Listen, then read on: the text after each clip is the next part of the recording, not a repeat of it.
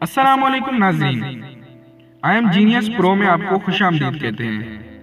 آج کی ہماری ویڈیو نہایت ہی دلچسپ ویڈیو ہے۔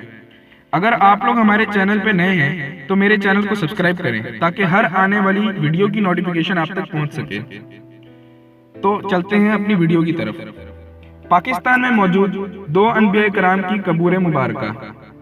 اسلام آباد مانیٹرنگ ڈیسک زمین کی تخلیق ہوئی، انسانوں کو اس پر بسایا گیا، انہیں ایک مخصوص طریقہ حیات کے متعلق سمجھا گیا اور بتا دیا گیا کہ وہ یہ طریقہ ہے جس پر عمل کر کے تم لوگ فلاح پا جاؤ گے۔ جب انسان بھٹکے تو خالق کائنات نے اپنی مخلوق کو سیدھی راہ بتانے کے لیے انبیاء و مرسلین کو ان پر مابعوث کیا۔ وہ آئے اور اپنے مقرر کردہ وہ قطع لوگوں کو سیدھی راہ کی ترغیب دیتے رہے اور پھر دنیا فانی کو الوداع کہہ کر سفر آخرت اختیار کر لیا۔ آج بھی ان انبیاء کرام کے مزارات مبارکہ بنی نوح انسان کو سیدھی راہ کی طرف آنے کی ترغیب دے رہے ہیں۔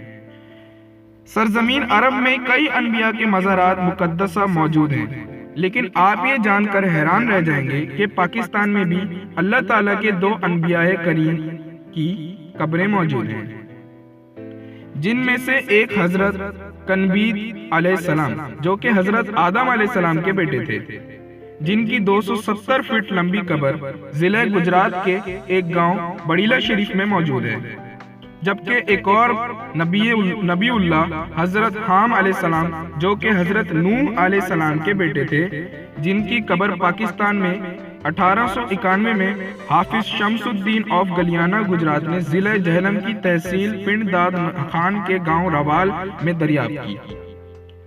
ان کے مزار کی لمبائی 78 فٹ ہے، جسے 1994 میں حاجی فرمان علی مستری نے ازسر نو تعمیر کروایا، جبکہ اس مزار سے متعلق تحقیق 1993 میں ضلع کچہری گجرات کے ایک وکیل ایم زمان کھوکر نے کر کے تصدیق کی۔ حضرت حام علیہ السلام کے مزار مبارکہ کی خاص بات یہ ہے کہ اس مزار کے ارد گرد موجود درخت نہایت ہی بڑے سائز کی چمگادڑوں کا مسکن ہیں، جن کو دن کی روشنی میں بآسانی درختوں سے لٹکا ہوا دیکھا جا سکتا ہے۔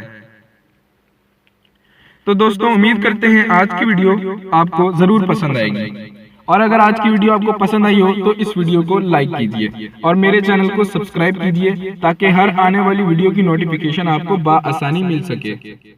شکریہ۔